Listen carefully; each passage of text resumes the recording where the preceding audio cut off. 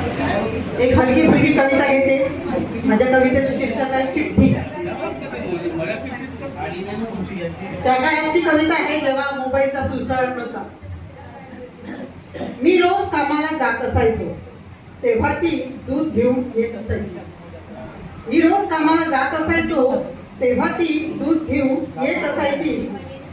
कळत न कळत आमची नजरानजर व्हायची. तो नजरेचा खेळ आवडू लागला. तो नजरेचा खेळ आवडू लागला. तिला माझा मी मला तिचा छंद चढू लागला. पण काही बोलण्याची हिंमत माझ्यात नव्हती. कदाचित असावी तिचीही तीच मनस्थिती. वर्ष गेले असे म्हटलं किती दिवस राहायचे. मनातले सर्व एकदा तिला सांगून टाकायचे. सर्व कौशल्य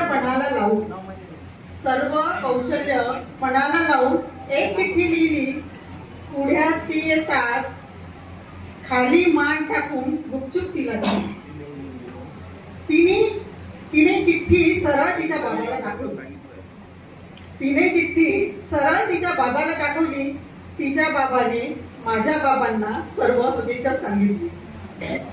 माझी इच्छा समजून बाबांनी लग्नाची बोलणी केली. मनात म्हटलं चिठ्ठी लिहायची मेहनत तर सफल झाली. साखरपुड्याला बसलो तेव्हा ती समोर आली. मला म्हणाली, वेड्या तू ताईला चिठ्ठी दिली. क्षणात माझी आशा निराशेत परिवर्तित झाली आणि माझी साली बनून राहिली.